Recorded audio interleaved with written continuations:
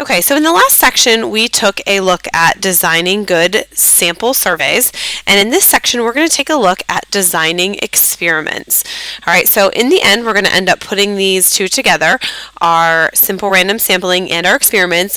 Just keep in mind as you're going through this section that the wording and vocabulary in this section is specific to experiments versus the wording in the last section. All right, so what are you going to be able to do in this section?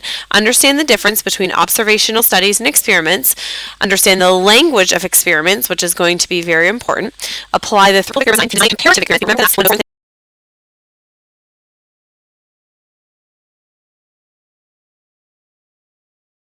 to compare data experiments, heavily based on domain, and not design being a chair design.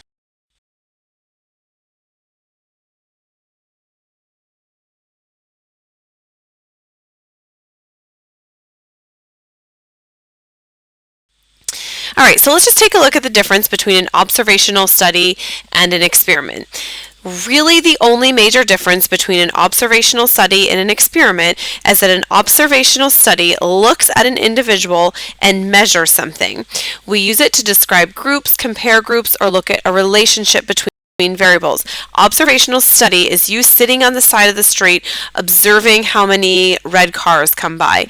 You walking into a classroom and observing how many people have red hair, brown hair, black hair. Walking into a track practice and observing how many people are standing around versus how many people are doing the workout.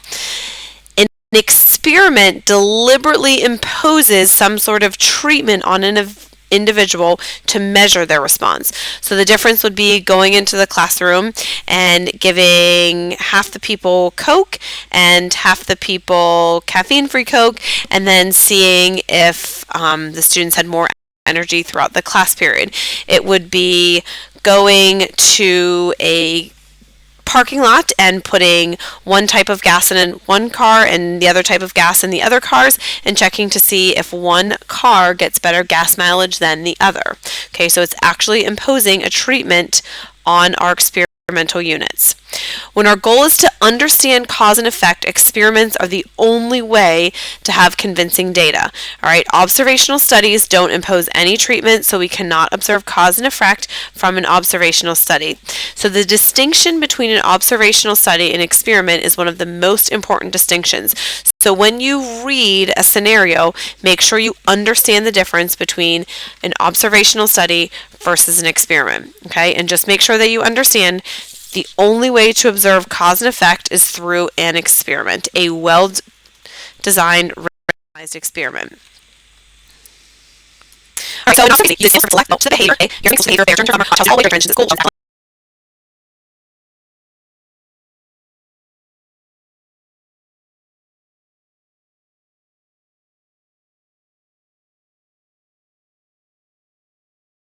And also not integrated there on management on some responsibility for music and the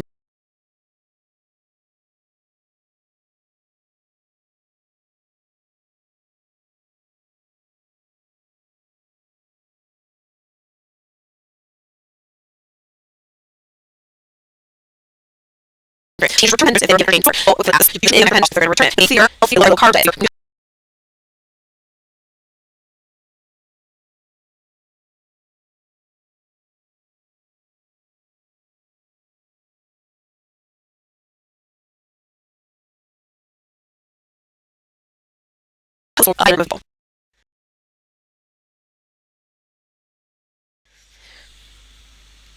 Okay, so just take a minute and read this article about the coffee buzz, all right? And then I want you to answer the question, is it observational or experimental, and think about why. So go ahead, take a second and read it. If you need to, pause it, and then we'll go on to the next slide to take a look at the answer.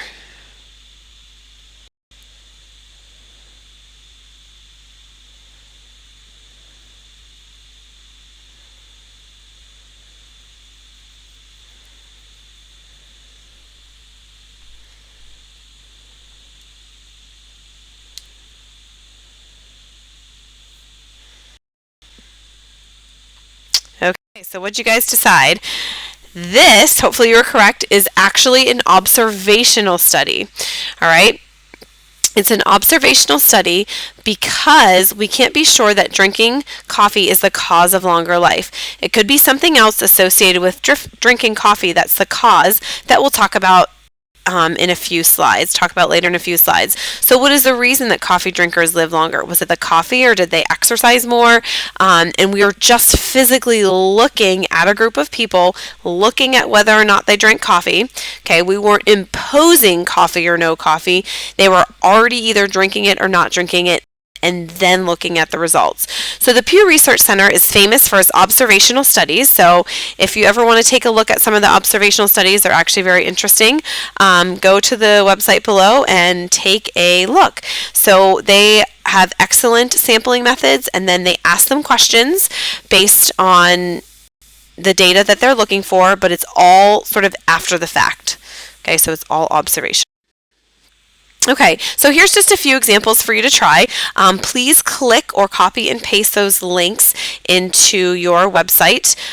Take a look, and I want you to decide for the first question, after reading the article, I want you to decide whether or not it was an observational study or a designed experiment. For the second one, read carefully was it experiment on, and then you decide to results.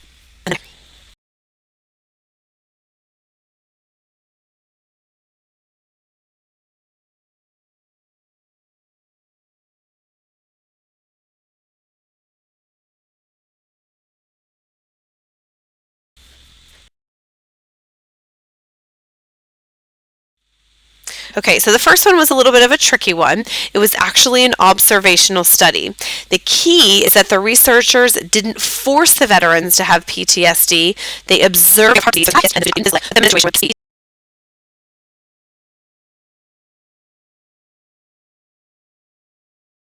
PTSD or didn't have it. Okay, just them.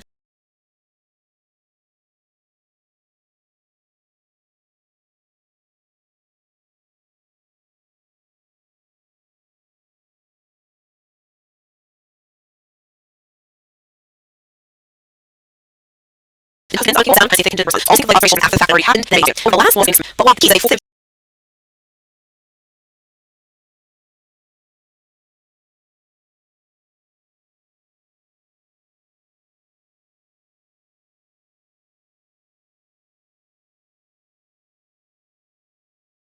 pain, and then compare this with and then they had sold people outside and take alcohol and take them.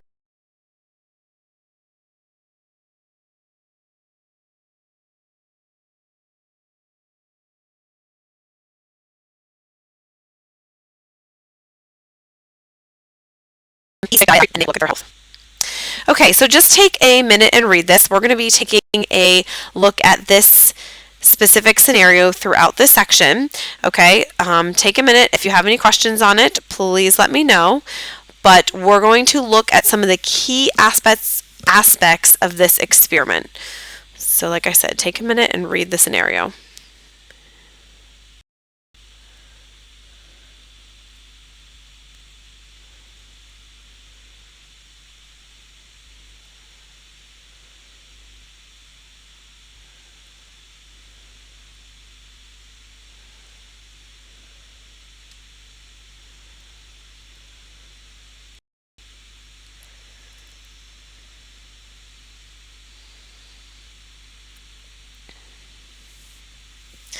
Okay, so this is actually an interesting study. So just a quick summary.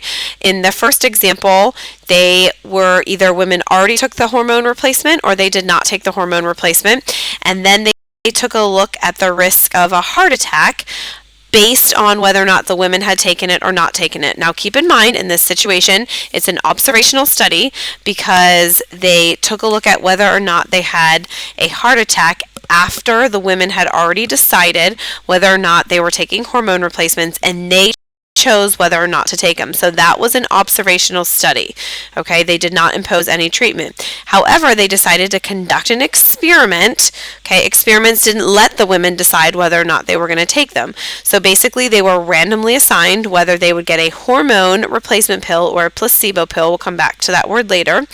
All right, and then The assignment is done by coin toss, so they were randomly assigned whether or not they got the placebo or the hormone pill, so that all women were equally likely whether to get the treatment or to not get the treatment.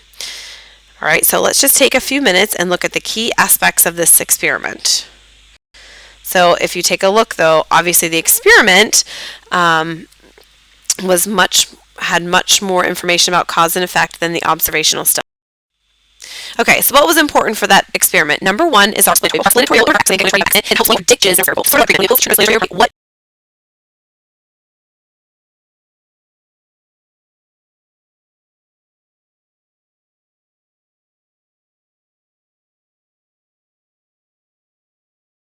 predict from response? So it's in the explanatory variable that So that's meant to change the to getting attack.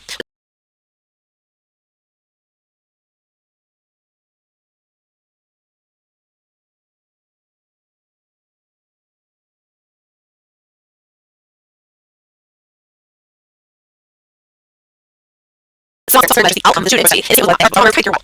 Or it's a question when they're listening to the hormones.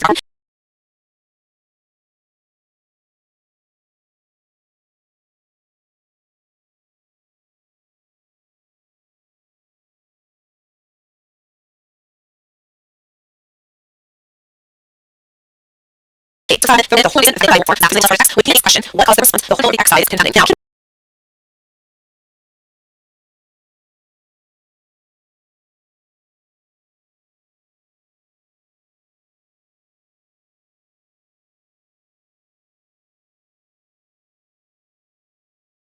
mindful is X argument. So one take is going to be all information. What caused the response to happen? Just the treatment was an outside factor that caused the response to happen.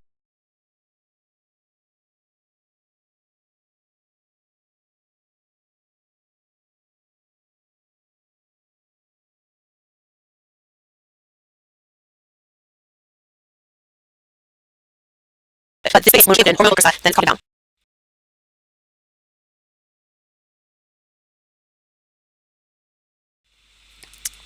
Observation studies of that will not fail because they find case in more and more variables. Studies to know whether reason for PMT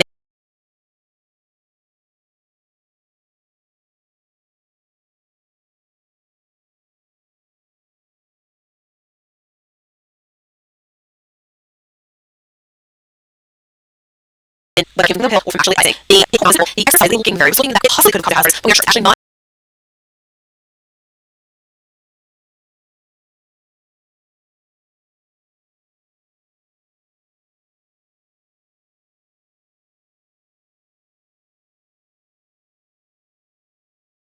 Part of our comes from knowing there's a explanatory one or longer. So we're will not be response, but may influence our response.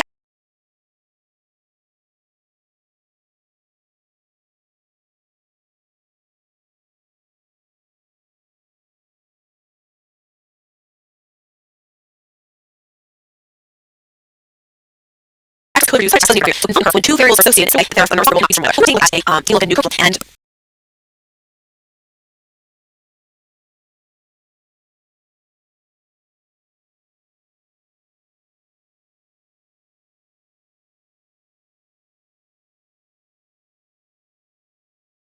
the student always well curriculum and have something that that's very complete actually and curriculum, so we're going to see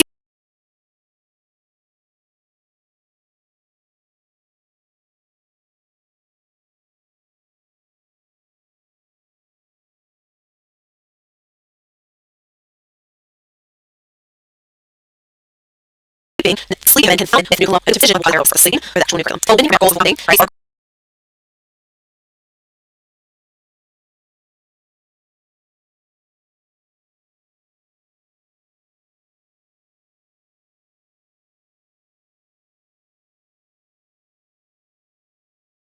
Also, for the lawyer, is a variable would have any rights, but family effort.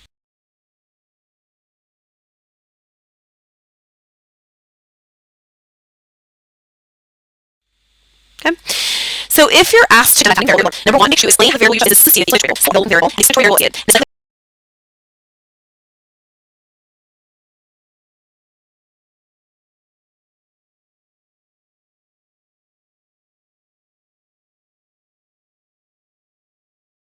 Variable shows the variable X variable. Here's an example. When we call variable more or not health for X, we just did exercising more variable.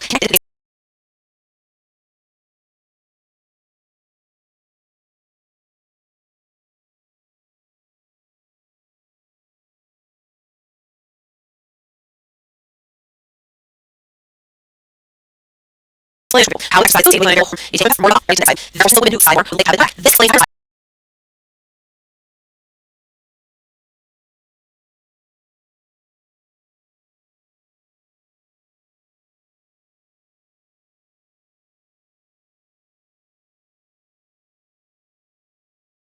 women have less heart attacks.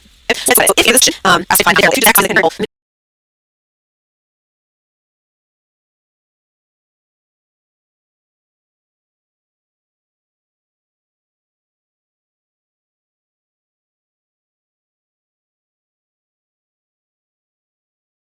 If you send message of no stating the exposure variable or how it's constantly outside is related, explain how size is related.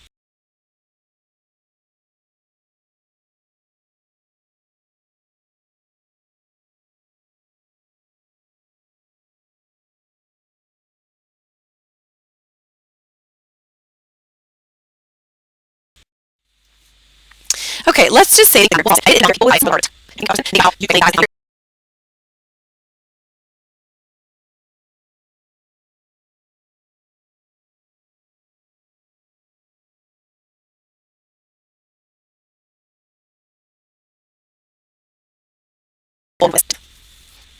okay, no, this is not like this is the exposure taking hold. You would not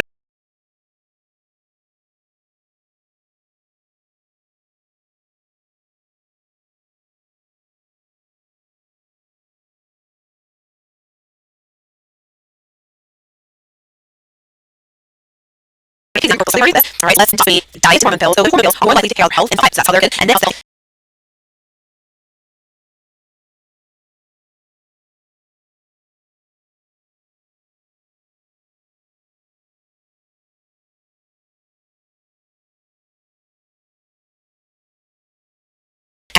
since they have health and works.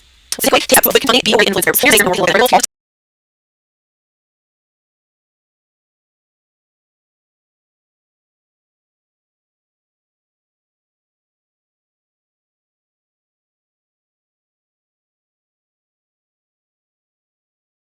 Let's see, okay, what else is there?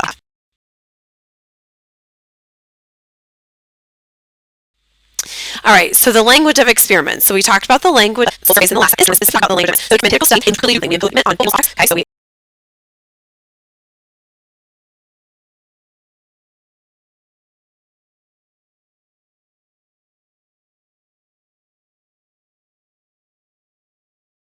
the objects are called arguments into a response. Not like because number one, this applied role is called a truth. Okay.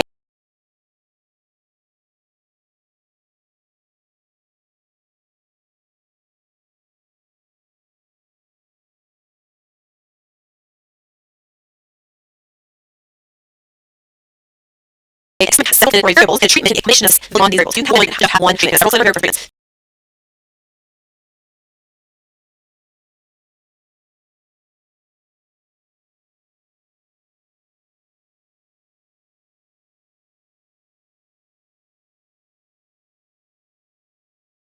This is what individuals to switch from clearly to who to. When you get to sometimes the explain variables in incremental factors. Right?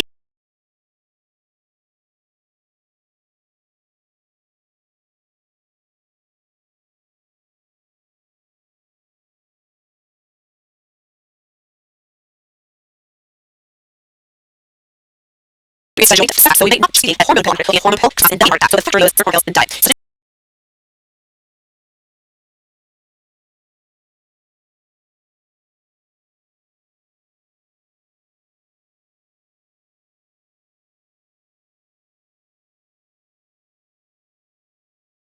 So each treatment is formed by making this value of okay, so 50 grams a 100 grams hormone will be left in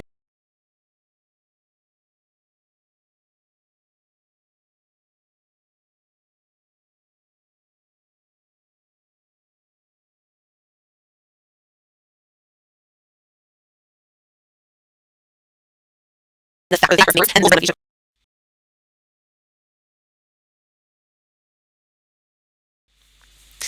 all right, if there's only one individual factor, then we'll name the treatment. So if was just a hormone pill factor, then there's only one hormone pill and the same as the treatment of the hormone pill.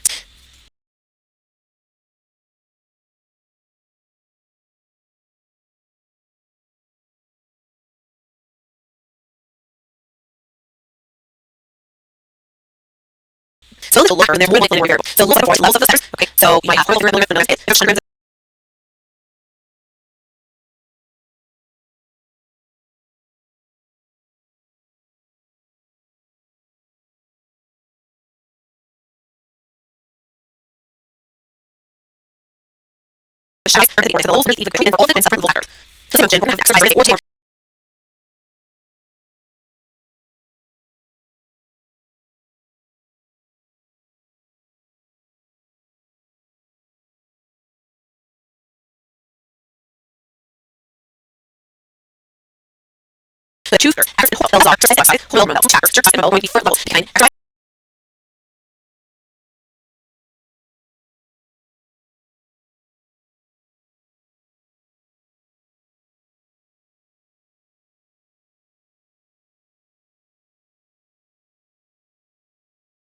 Hormone exercise, no hormone, no exercise hormone, no hormone, all units.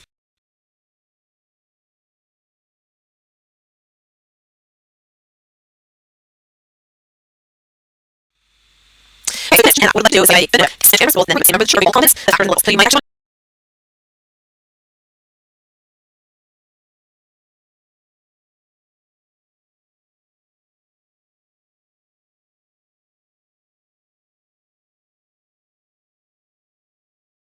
make sure factor level and decide. So you take this and then decide. Okay, so if you do able to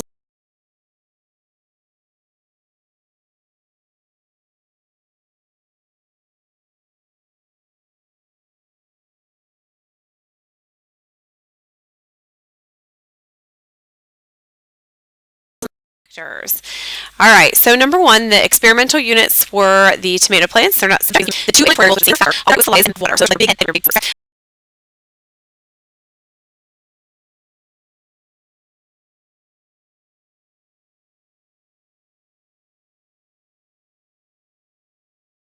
The response variable, the tomato food, and that's for air and water. So basic factor and then levels, combinations of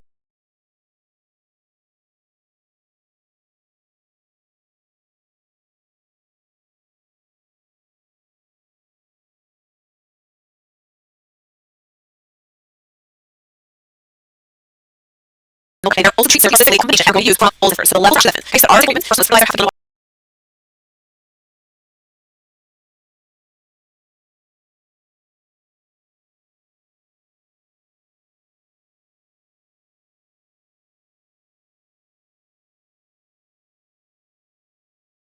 water, fertilizer, 1 color, and the very same color.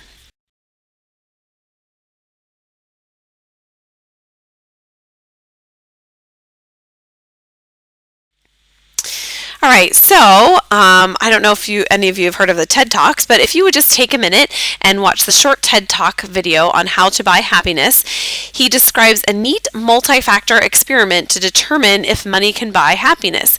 After describing the video, figure out how many factors are simple.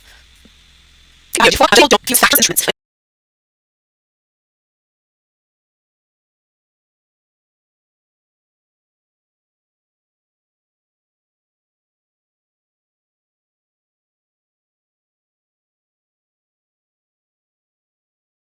You factor the empathy and levels of options. Remember, your factors are your big and then how you put things and you put it down.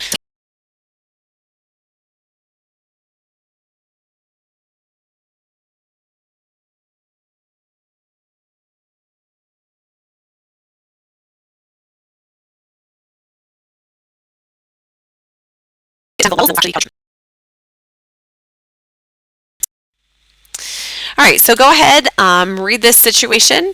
Hopefully, you have to it. My whole team read this and see my students and verbals and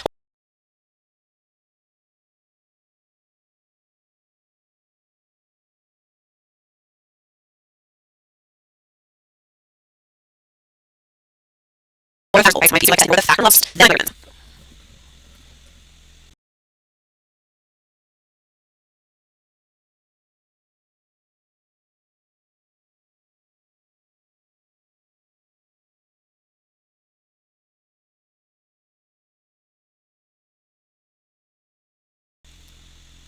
okay, so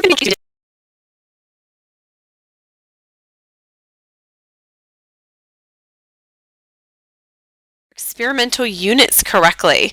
Okay, so the tricky part was that the experimental units were the 376 households, not the 812 people. The treatments were not assigned individual health.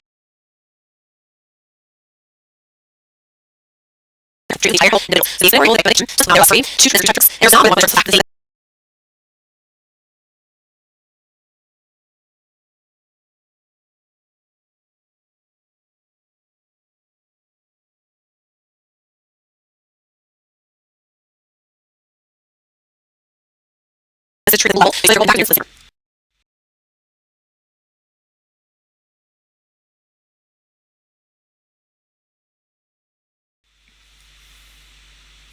Okay, so experiments are often the preferred method for examining the effect of one variable on another. Imposing treatment control influence in thousands of whole experiments causes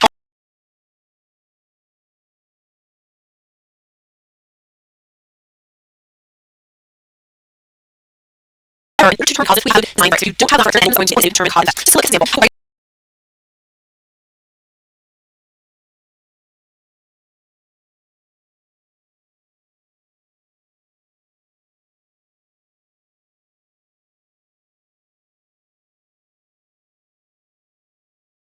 Here it will offer the online version of the IPC course information. In line group, group 17.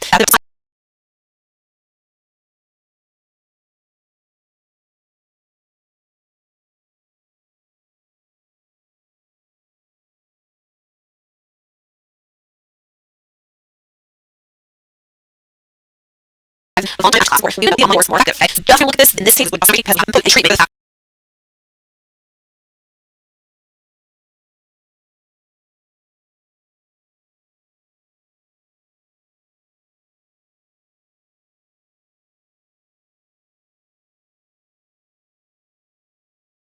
And design experiment to the question marks.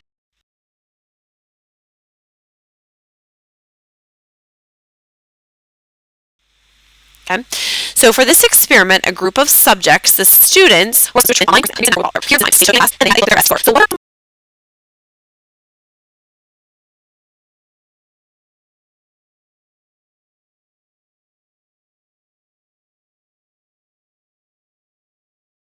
possibly groups? So one variable is what in addition to the increase would cause the increase. Okay, so the equals less time, will be there. So we say that.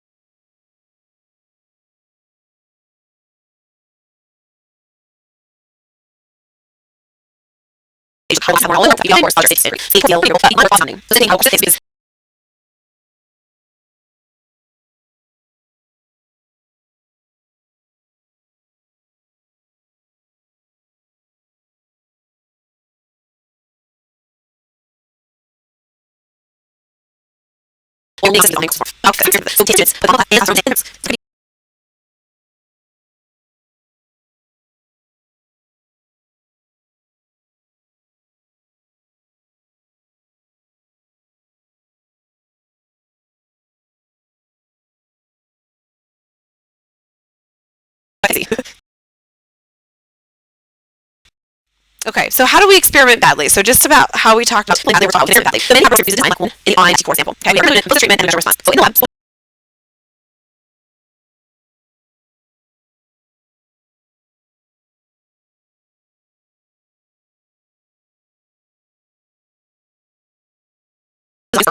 there's no how most figures going to deal with experience with animal people deal with a lot of conditions. Also, as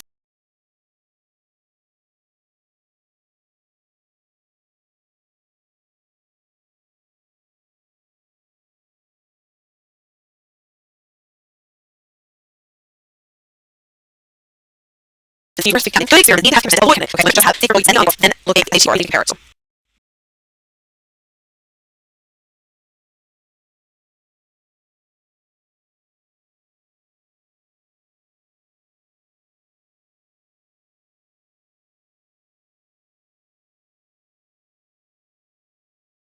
Okay, so remedy representing wants to control down the higher experiment. So comparison means control. Here's the monument. And similar to the finish of the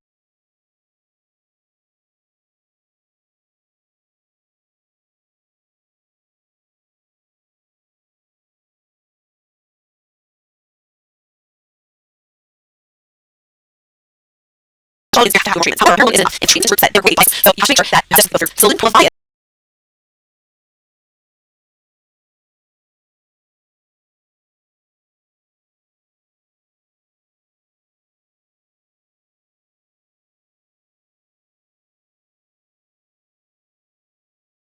Random. So I'm going to question the advice. So I also use the courses and I really online on that will be advice. Okay, experiment means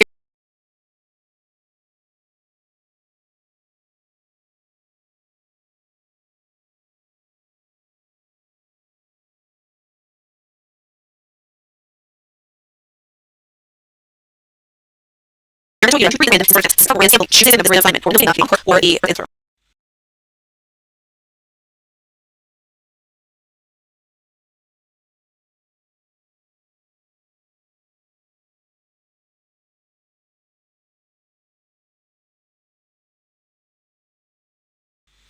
Okay, so how exactly does random assignment help reduce bias? Or by randomly assigning students to let's go through random experiment, take a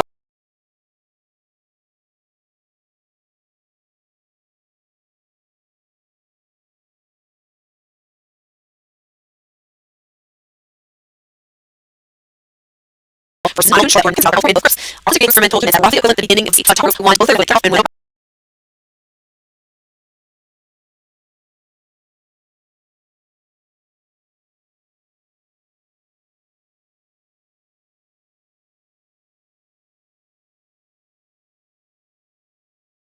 in groups at the moment. So that's the other meetings. I just recommend the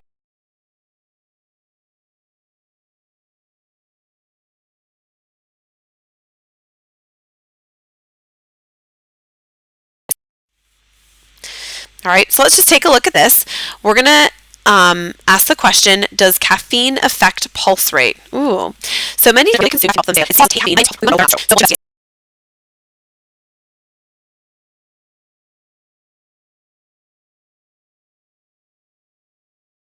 So here's the results. So caffeine measures again after 10 minutes increase in pulse rate. Suppose you have speech and in your caffeine agreement.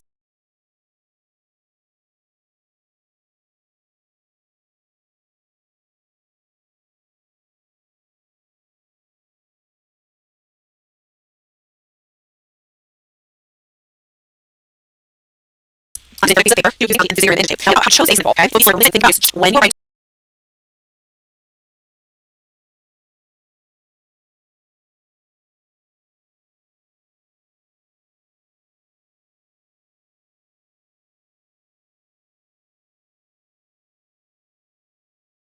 you see about anyone reading this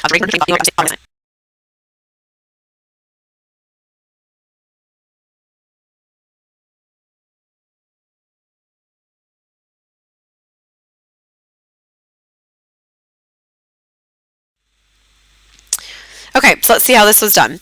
So how could we use random assignment in order to see if caffeine affects pulse rate? So number one, identical pieces of paper. This is sort of like the hat method. All right, use 30 identical pieces of paper, write A on 15 and B on the other 15. Mix them thoroughly and have each student select one. Then ask each student who received an A to drink the cola and each student who received a B to drink the cola without caffeine.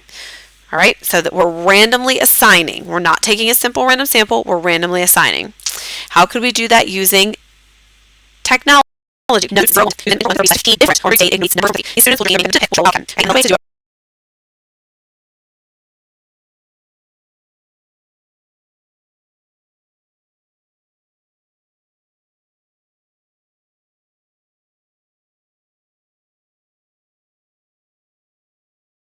So that's from two digit numbers after the first 15 numbers, join read from 1 to 12.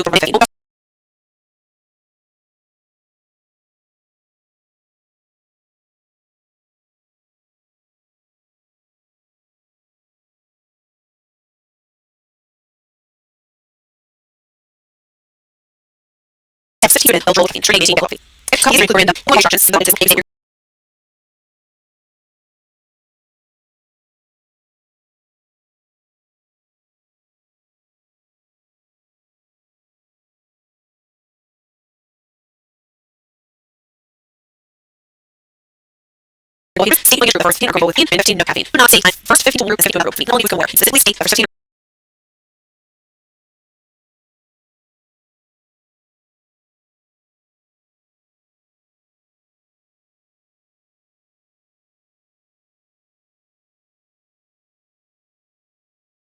Caffeine, caffeine. Okay, so how do I create a completely randomized design. So in a completely randomized design, the treatments are assigned to the experimental units by chance alone. So whether or not we get caffeine or don't get caffeine is assigned to the units completely by chance alone. Some experiments may include a control group. What's a control group? That's a group of okay, so what's it like? You're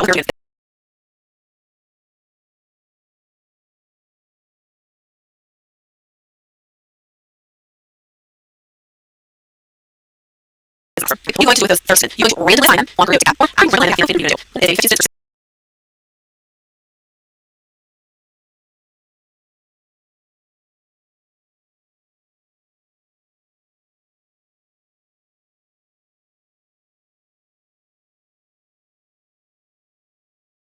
Being no caffeine free from other things. So this I will show you how you not clear design. So here's so start out free.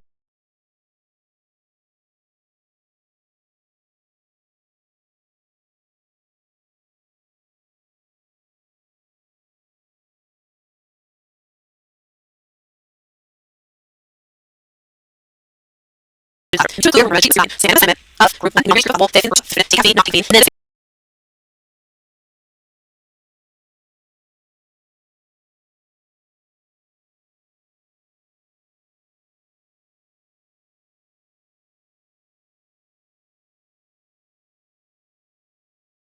what are you thinking? We are measuring is a B set.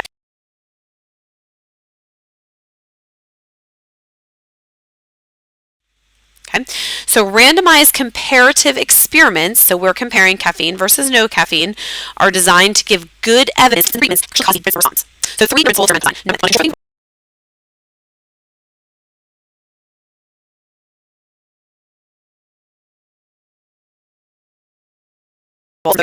well, as the variable, it comes with experience value will occur, won't know whether it's natural or the working robots.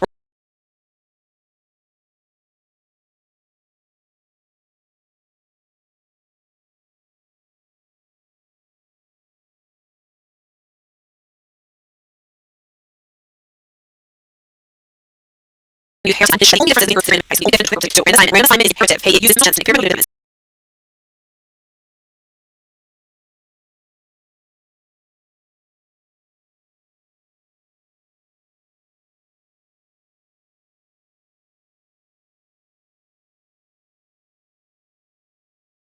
That create local experiment as now like a local particles.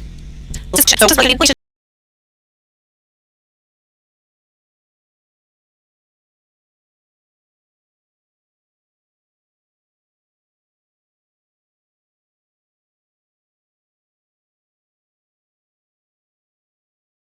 Not being over and over again and turning statistics. And do not do it. It's true that this is the exact tree. We distinguish it. This is the change. This is okay. Considers me.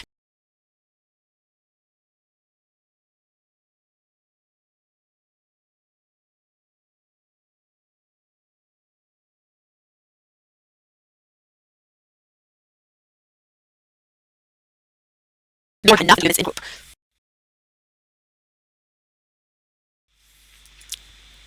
Okay, why is comparison important? Comparison is important because when we're designing an experiment, we have to take our results out. We need to control the question.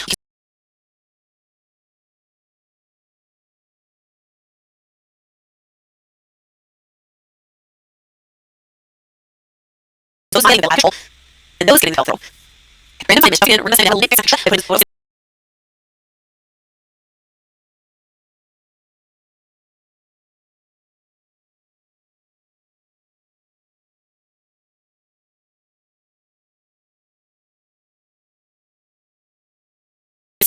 Can never be a problem. But I think you make some pre both the same nature as 10 the same.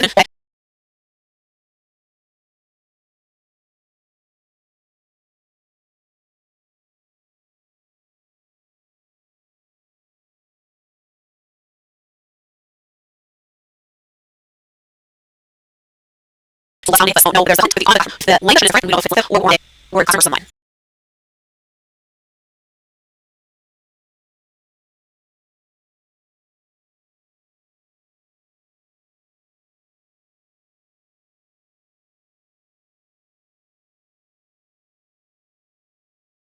Much again, this means not factors. More patient, more volume to be clear. Go and take more can take across all.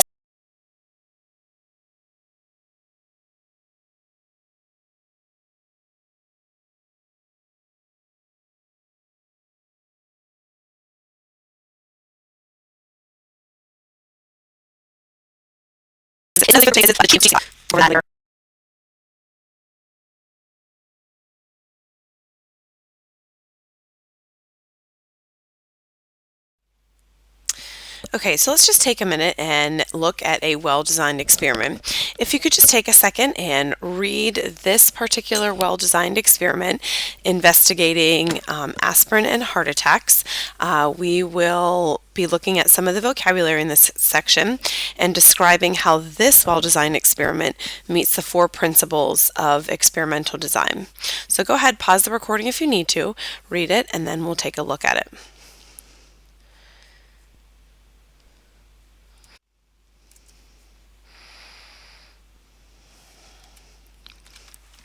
Okay, so just a couple things I wanted to point out is the fact that the subjects in the experiment were 21,996 male physicians. There were 2 factors, not 4. Okay, the 2 factors were the aspirin and the beta-carotene, and then there were 2 levels within each of those factors, so that meant that there were a total of 4 treatments.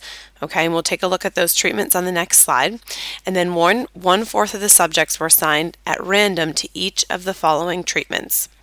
Okay, so I just wanted you to take a look at some of the vocabulary in the second section. All right, so some of them were given aspirin, some of them were given something called a placebo, and we're going to take a look and see what a placebo is in a minute. Okay, and then with the beta-carotene, they also took beta-carotene or placebo. So let's just take a look on the next slide and see what that placebo actually does for our experiment. And as they did this experiment, they found out that the difference is large enough to give evidence that taking aspirin does reduce heart attacks. They found out that beta-carotene did not have any effect on preventing cancer. Okay, so in this experiment, they decided that they were able to establish cause and effect. All right, so here was just the experiment. 4 levels, which were the 4 treatments of our experiment. So one-fourth of the participants took aspirin and beta-carotene. One-fourth of the participants took aspirin and a placebo. One-fourth took a placebo and no aspirin and took the beta-carotene. And then one-fourth basically got no drug. They did not get the aspirin, which was the placebo, and they did not get the beta-carotene. Okay, so you saw the word placebo in the previous slide. What exactly is a placebo? So a placebo is a dummy pill or an inactive treatment that's indistinguishable from their real treatment. The placebo for aspirin and aspirin look and taste exactly the same, so the person that's in the experiment doesn't know whether or not they're actually getting the aspirin or the placebo drug. Now we're going to see, what does this placebo drug do for our experiment? How does it contribute to the 4 principles of experimental design? All right, so using that problem that we just looked at, we're going to explain how each of the 3 principles of experimental design was used in the physician's health study. Number 1, comparison. So here's where the placebo comes in.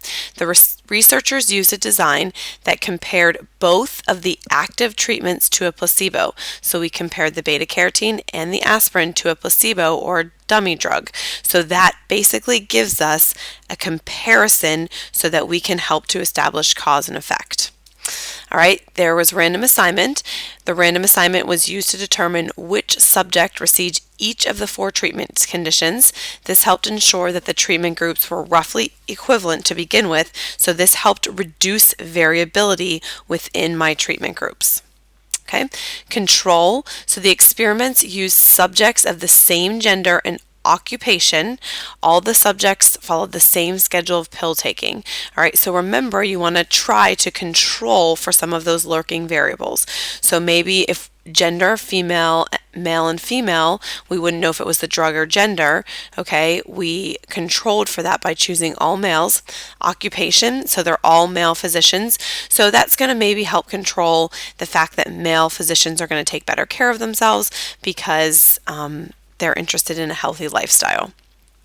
And replication. So replication, remember, doesn't mean doing the experiment over and over again. It just means that there were enough participants in order to make it valid. Okay, so in this case, there were over 5,000 subjects per treatment group for over 20,000 total. So this large number of subjects helps to ensure that the difference in heart attacks was due to the aspirin and not chance variation in the random assignment. Okay, so it's not just saying, oh, we got one group that was all healthy people and they just happened to be the one that are taking the aspirin and they therefore have a reduced amount of heart attacks. Chance variation means that in that group there was people that were healthy, unhealthy, fit, unfit, well-balanced diet, not well-balanced diet. Okay, so who does this study apply to? So now we did this study.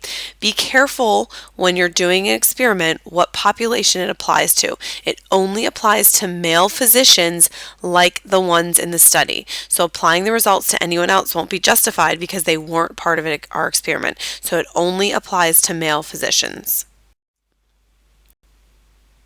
Okay, so remember our slide on completely randomized design? So how do we make a diagram to represent a completely randomized experiment? So let's just take a look at how we are going to create that diagram. So let's use our 50 SAT students and create a completely randomized design for the online course versus the course that's taken in the classroom.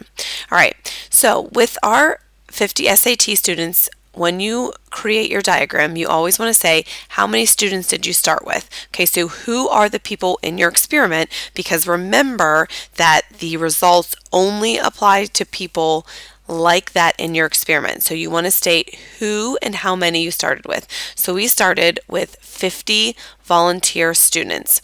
Then in order to make sure that we have to reduce variability in our experiment, we want to state when we're going to randomly assign. Remember that random assignment occurs before the treatment is given. So after we have our 50 volunteer students, we're going to then randomly assign them to our two groups, the online campus or the curriculum in the classroom. Then we want to make sure we state how many are in each group and what specifically is the treatment. So there were 25 students in the online group and 25 students in the classroom group. Now when you are giving the treatments, you want to make sure there are equal number of participants within each group. What exactly are we going to measure? All right, you want to be specific here. We're comparing SAT scores. Don't just write the word compare, but because remember, somebody needs to look at this and be able to say, okay, what does their completely randomized design look like? What am I comparing at the ending? Specifically, I'm comparing SAT scores. Okay, there's one other thing that's important. You must include how the random assignment will take place. If not, you will not earn full credit. So let's just take a minute and see what that looks like. Okay, so now that you have your experiment outlined, you must include how the random assignment will take place. Can you remember how to do this from our previous slides? Okay, so here is one method. This is your hat method. This is very similar to sampling, but this is for your experiment. So key. First, we're putting all 50 names of the students on identical pieces of paper. That's key. Put their names in a hat and shake it up. Shaking it up is also key. Pull out the first 20 names out of the hat. They'll be in the online group. You have to state where the first 25 people are going. Don't just state pull 25 names out of the hat and then the other 25 will go to the other group. Specifically state what group they're going to. The remaining students will be in the traditional classroom. So we said where the first 25 will be and the second 25 will be. Okay, could we do this with the toss of a coin?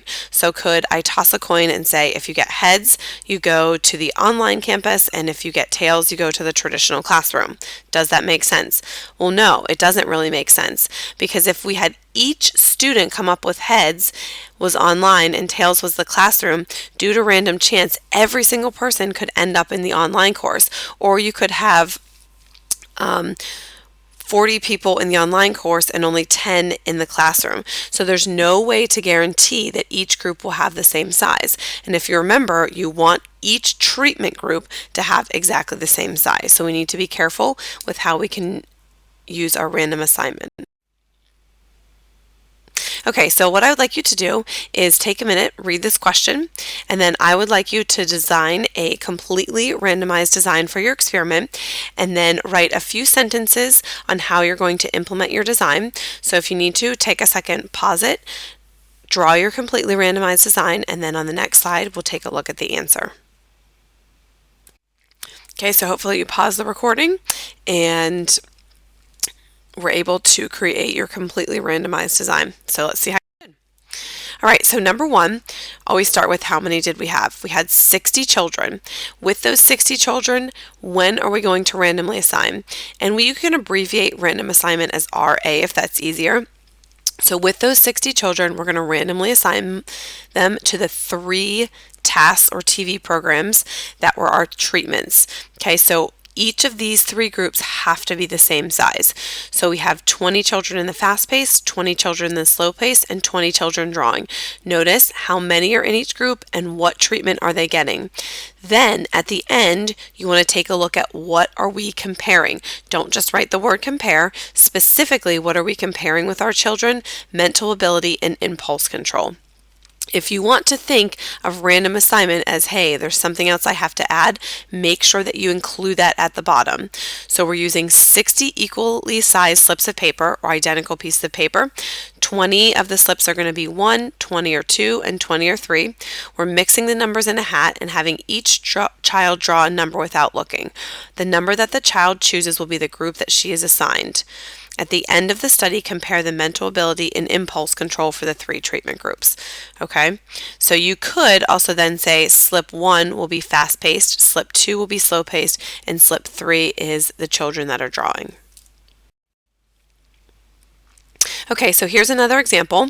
All right, so go ahead, take a minute and read this about music students. The first thing you're going to do is outline a completely randomized design for the experiment, so following the same model that we've looked at. Then I want you to make sure you describe how you will carry out the random assignment. Make sure that if you handed this to your classmate, they'd be able to implement your procedure. And then what is the purpose of the control group in this experiment? So remember, your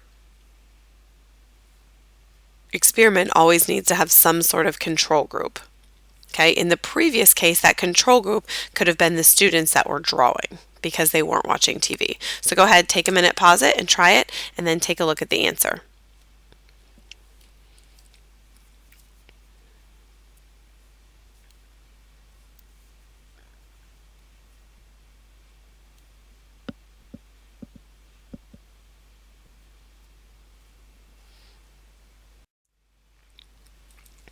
Okay, so once again, we have our 29 students.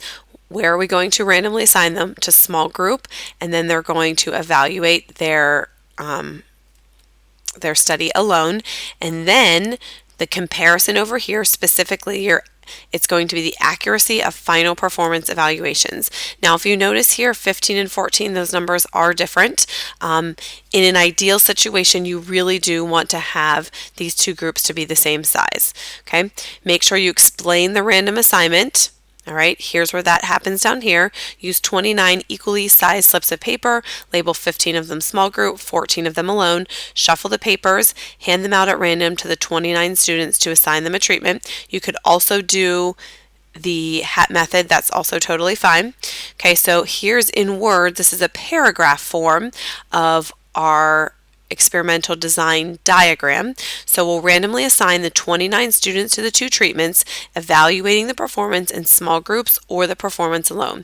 The response variable will be the accuracy of their final performance evaluations. Both of these 2 methods are correct. I just think the diagram is easier to explain, and it's much easier for someone to look at and understand exactly how you're going to have your experimental design. So what was the purpose of the control group? All right, the purpose of the control group is to provide a baseline for comparison.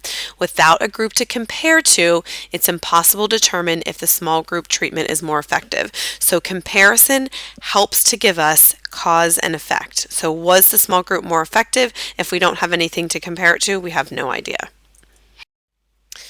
Okay, so in the real world experiments, things can go wrong.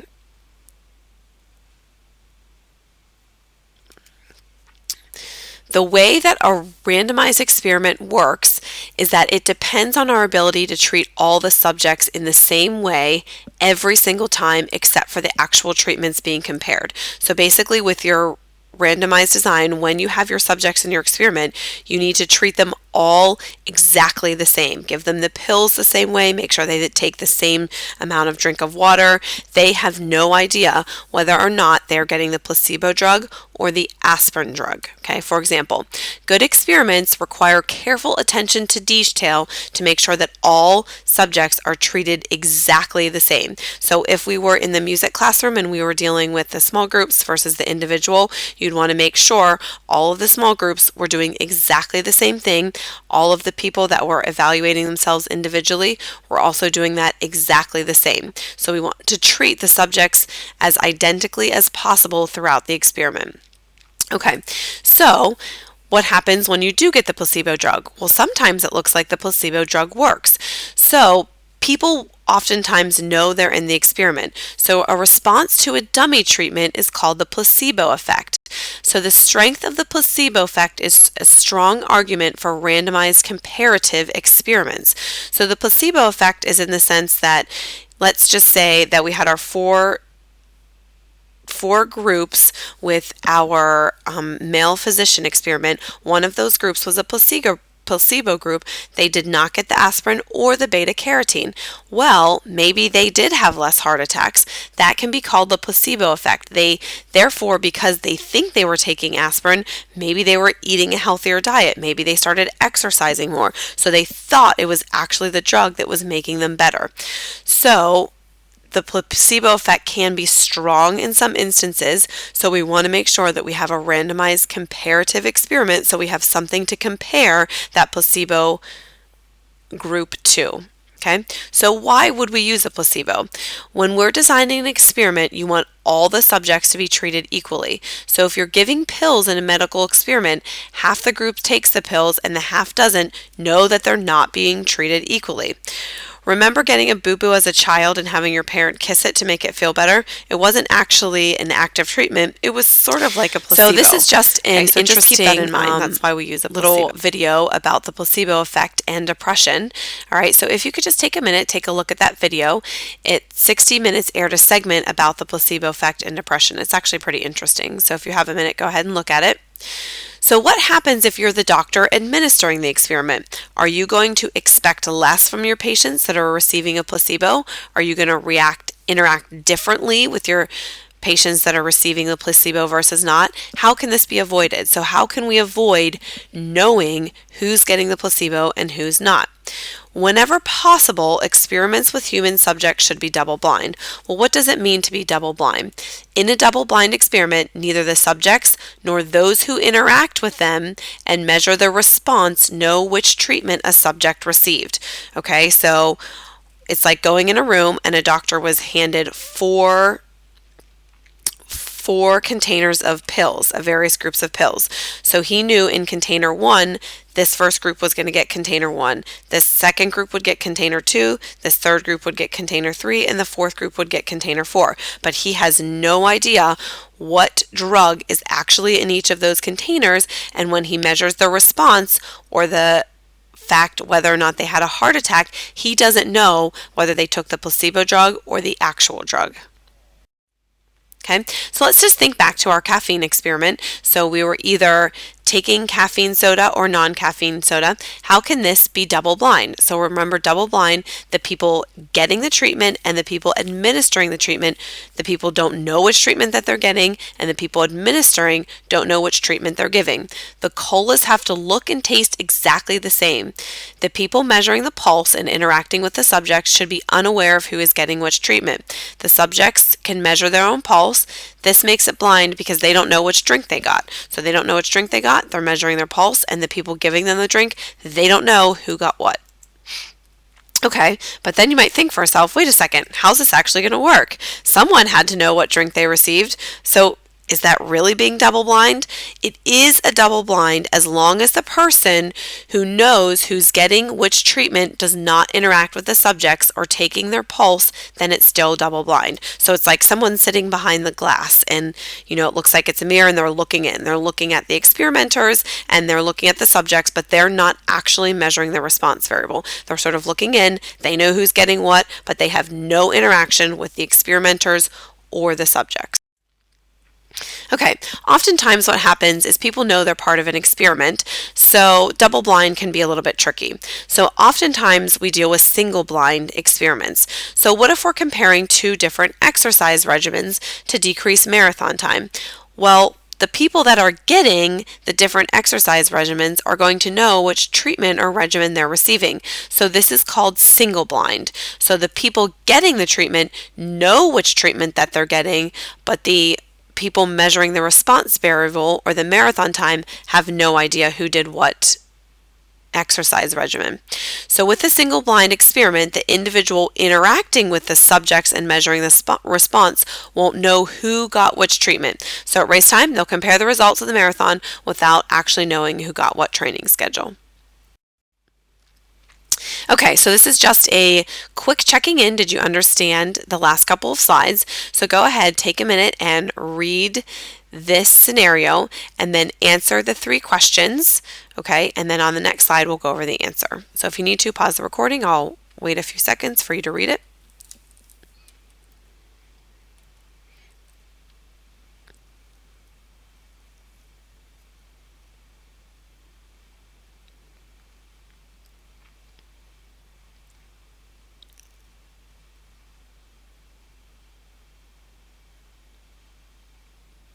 So hopefully you're thinking in experimental language. So did they have a placebo? Why would it be important? Was the experiment double blind? Why would that be important? And based on your answers to questions 1 and 2, I want you to describe an improved design for your experiment. See how you did. Okay, number 1, there was no placebo effect here. The mothers who saw their unborn child could possibly have been encouraged to eat a better diet, resulting in healthier babies. So if there was a placebo effect, then they both would have gotten an ultrasound, okay? Or one would have been like a fake ultrasound and somebody wasn't actually looking at their baby on the monitor. All right, this was not double blind. It was most likely single blind.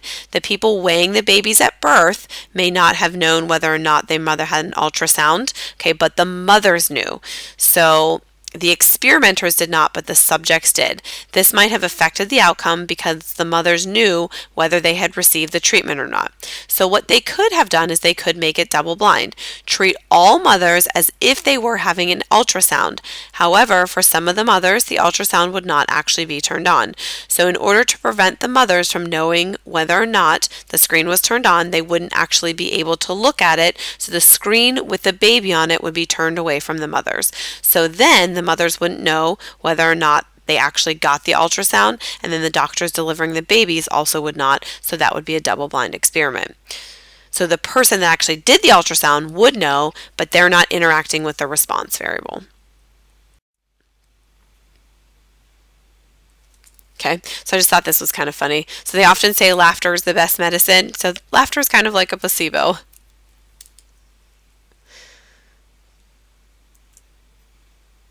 Get a little humor in there every once in a while. Okay, so why do we need well-designed experiments? Well, the whole purpose of having experiments is so that we can perform inference for our experiments. So in an experiment, researchers usually hope to see a difference in the response so large that it's unlikely just to have happened by chance variation alone, right? So that just means if by chance, this group happens to be all the healthy people and they got the drug, they had the least amount of heart attacks. We want every group to be varied so that it didn't happen just by chance alone, but it was actually a response to the treatment. So we can use the laws of probability, which describe chance behavior, to learn whether or not the treatment effects are larger than we would expect to see if only chance were operating.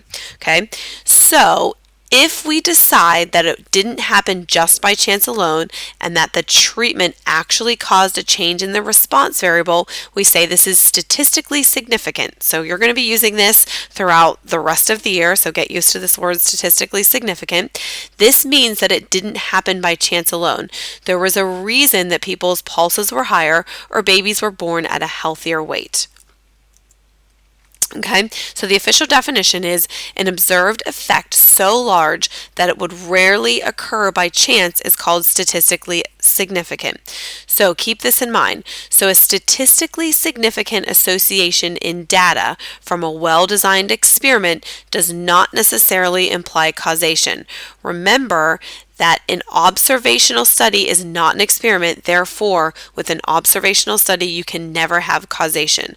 However, with a well-designed experiment, you can. That's why we want to have a well-designed experiment to see if our results were statistically significant.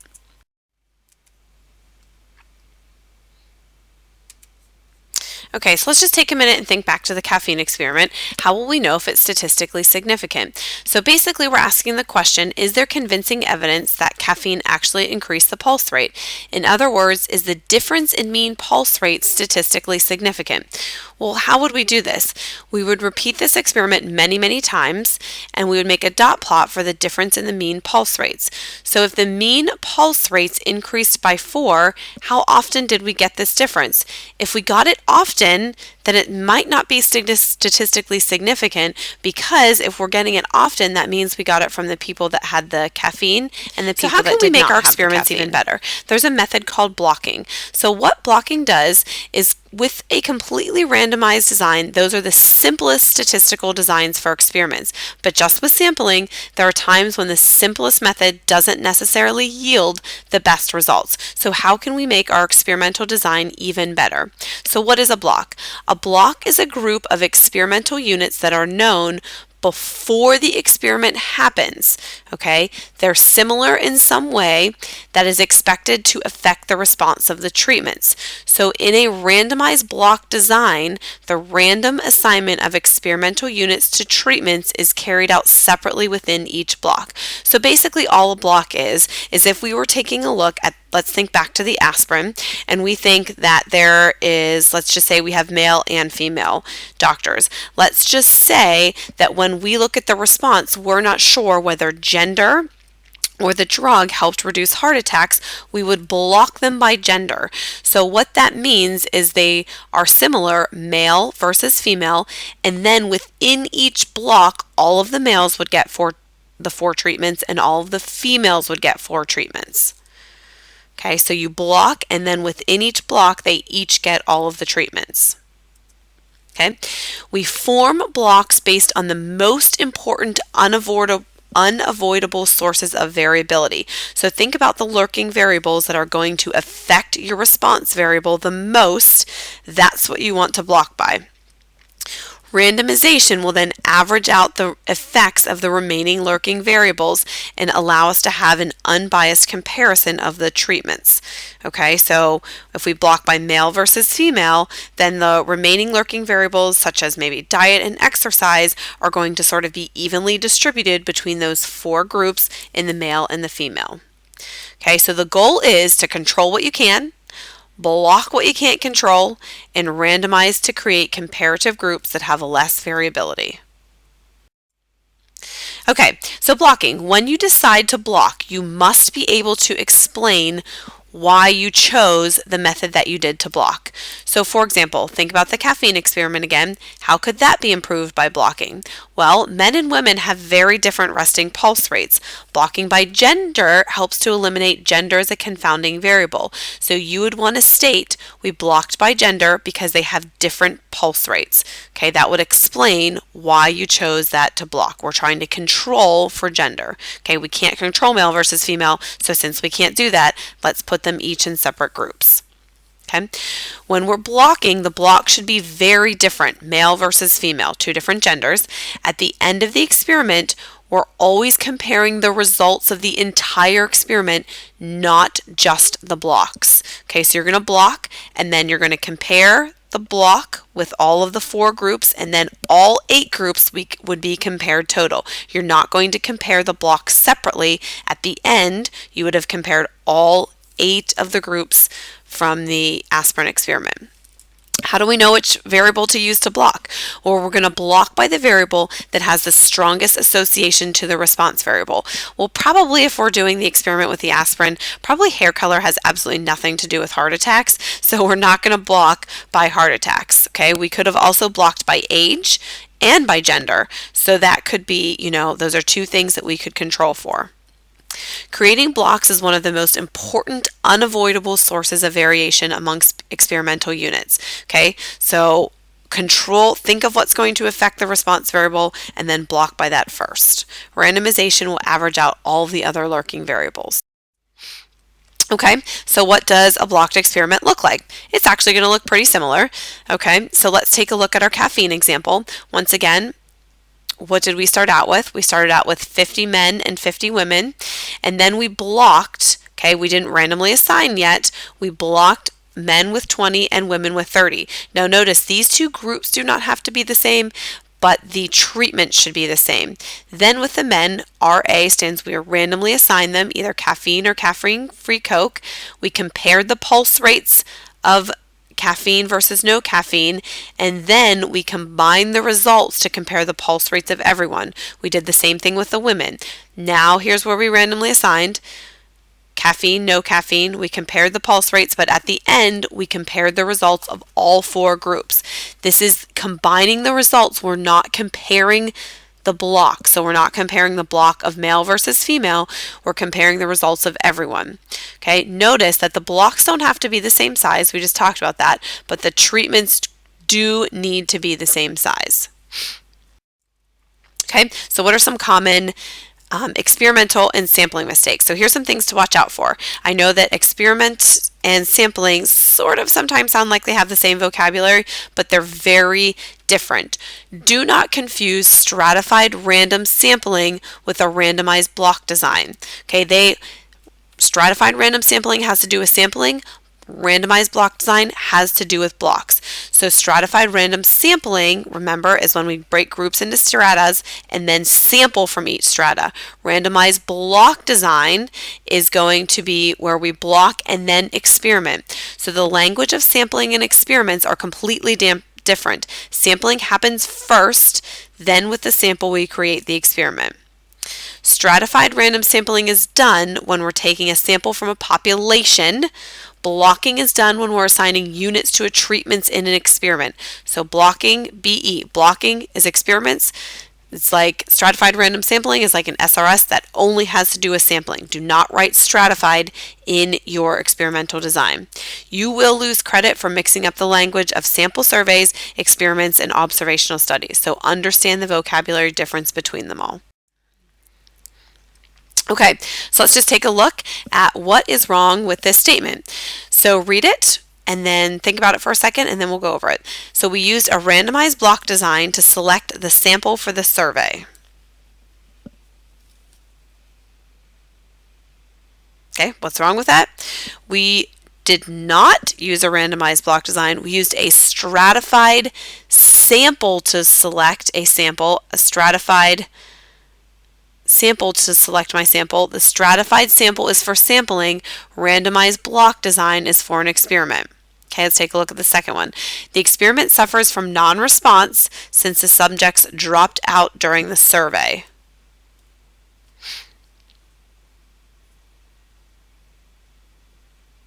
Okay, the experiment doesn't suffer from anything, but the sample does.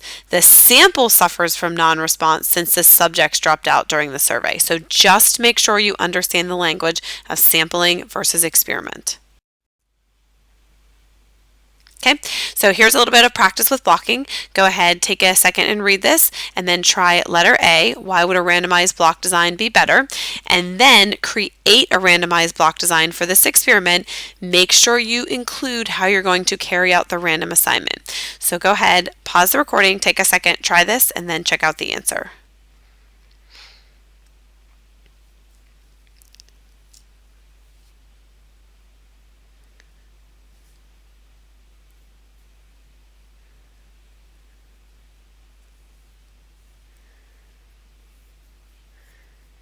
I don't know, but that cheese popcorn sounds good.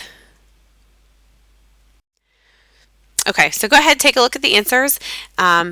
Go ahead, take a second, pause, read them, and then I'll just show you some of the key aspects that you'll need for your answers.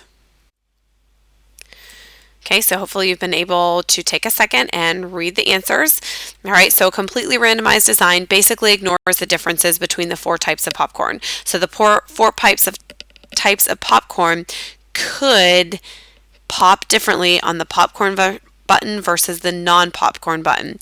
However, a randomized block design takes a look at each variety separately and allows us to account for the variability in the number of unpopped kernels created by the difference in varieties. So take a look at this example in letter B. Now, in letter B, if you wanted to draw a picture or draw a diagram, I actually think it's easier to do that. If not, you can also explain it, but just make sure that you include how you're going to randomly assign. So here it is in the paragraph explanation. So to perform the random assignment, place all 10 bags in a large grocery bag. Shake the bag, then randomly select 5 bags to be popped using the popcorn button. Notice how it states what part of the experiment they are going to be. The remaining 5 bags will be popped using the instructions on the bags. Okay, so then notice, repeat this process for the remaining 3 varieties. So we stated where each of the 5 bags were going. Popcorn button, instructions on the bag. So make sure you just include that. Okay, so another way, so first we blocked by similar characteristics. Another common type of randomized block design for comparing 2 treatments is a matched pairs design. So the idea is to create blocks by matching pairs of similar experimental units. All right, now I just want you to take a look at the word matched pairs design, okay? Matched means similar, pairs means 2, and design. Don't ever try to say something is a matched pairs design if they're not similar and there's more than 2. It's a randomized blocked experiment in which each block consists of matching pair, so similar pair is 2 of similar experimental units. So chance, so this is sort of random assignment, is used to determine which unit in each pair gets a treatment. Sometimes a pair in a matched pair design consists of a single unit that receives both treatments. Since the order of the treatment can influence the response, chance is used, or random assignment is used to determine which a treatment is applied first to each unit. Okay, and we'll go over what this means. So matched pairs basically means 2 things. We have 2 people that are similar, so 2 females, similar age, similar height, that are going to take aspirin versus placebo. They're a matched pair, compare their results. Or it can be a single person, all right, in which that person, they are their sort of own match pair, they get both treatments. Okay, so 1 year, if it's you're your own match pair, 1 year you get the aspirin, and then the next year you get the placebo. But you don't know which year you got the placebo, which year you got the aspirin. And then we take a look at the number of heart attacks. Hopefully nobody's having a heart attack once in every year though. Okay, so keywords. Think matched. Matched means similar, the same characteristics. Pairs means 2. There are only 2 ways to do a matched pairs experiment. Okay, way 1. We put 2 subjects together that have similar characteristics. They have to be the same. So for the caffeine example, they would have to be 2 of the same age, female, same fitness level, maybe same sort of diets. They are very similar. We'll randomly assign one the caffeine Coke and the other the caffeine free Coke. Then we'll compare the pulse rates just between the 2 subjects. We cannot use more than 2 subjects or 2 treatments for a matched pairs. It's always 2. 2 subjects, 2 treatments. So how would you randomly assign who got the caffeine, who did not? This still must be included. So in this case, only in a matched pairs case, will the flipping of a coin work. You could say heads was caffeine, tails was caffeine free. Have the first subject flip the coin. If they get heads, they drink the caffeine, and the other subject will drink caffeine free. If they get tails, they drink caffeine free, and the other subject will drink caffeine. When you do the heads and tails, make sure you explain, flip the coin.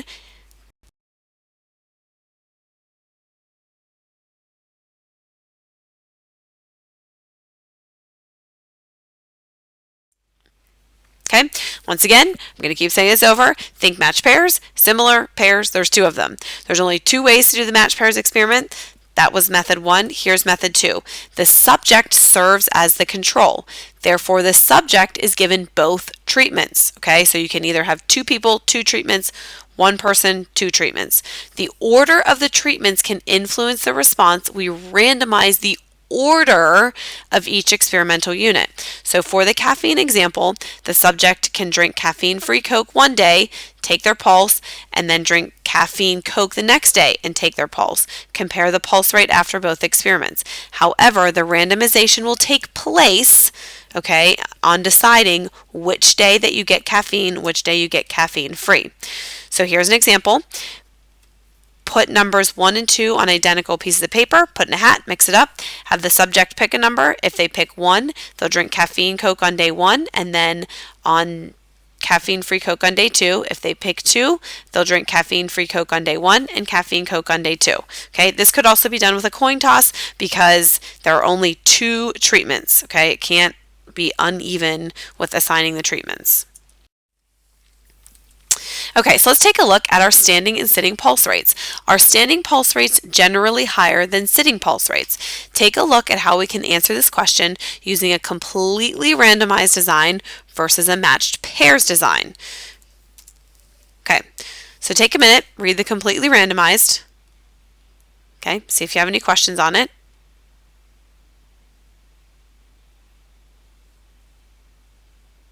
Okay, so completely randomized. The teacher is randomly assigning half the students to stand, the other half to sit. Okay, once they've been formed, the student should stand or sit as required, and they're going to measure their pulse rates for a minute. Everyone's recording their data, completely randomized. How does that look like in a matched pairs? So each person, okay, so this is where each person gets both treatments. There's only 2 treatments. Each will receive both treatments in a random order. So each student will sit for 1 minute, take their pulse, and each student will stand for 1 minute and measure their pulse. Okay, that will be assigned randomly. You would want to explain how that random assignment would occur, and then everyone will record their data.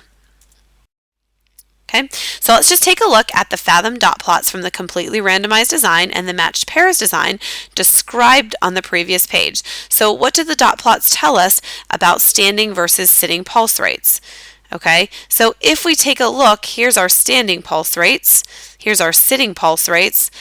To be honest, they look pretty similar, so I can't really say that there's a major difference between the two.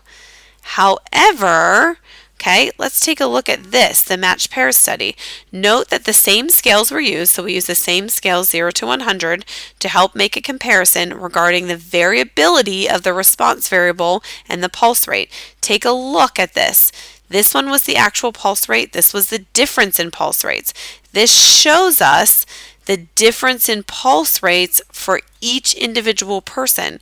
So there is a pretty big difference in pulse rates in standing versus sitting. Okay, so oftentimes a matched pair that reduces the variability between the people gives us a better idea on whether or not standing versus sitting has different pulse rates. Okay, so there was a difference almost every single time. Here it looks like the pulse rates are all pretty similar. Okay, notice the variability in the completely randomized design. So due to the variability, we can't make a conclusion that standing up causes an increase in pulse rate. However, using the matched pairs, we can make the conclusion that standing increases the pulse rate. Well, why? Due to blocking, we were able to reduce variability of the response variable, okay, because each person served as their control. Okay, so how could we do the same thing using 2 subjects? All right, so remember the other matched pairs, 2 subjects, similar characteristics. So have everyone in the class take their sitting pulse rate, arrange the students in order from the lowest pulse rate to the highest pulse rate, match the 2 lowest. Don't make the mistake of saying the highest and the lowest. That is not similar. 2 lowest pulse rates, the next 2 until the highest 2 have been matched. Randomly assign each student a treatment by having the students flip a coin. Okay, and then here's how the flipping of the coin would work. Okay, just make sure that you explain which is which. Heads, they're standing up or sitting down. The other student, tails, standing up or sitting down. How do you think the variability will compare to the blocked by subject matched pairs design? Okay, most likely it's going to have more variability in the pulse rates than the blocked by pairs, but less variability than the completely randomized design. Okay, so when we do use one person as the control, it reduces a lot of variability between the groups. Okay, that's probably the best way to establish cause and effect in an instance like this. Okay, that was a long section. So what did we learn? We took a look at the difference between observational studies and experiments. In an experiment, we have to impose one or more treatments on a group. The design of an experiment describes the choice of treatments and the manner in which the subjects are assigned to the treatments. The basic principles of experimental design are control, random assignment, and replication. Okay, many behavioral and medical experiments are double-blind. Okay, they help ensure the results.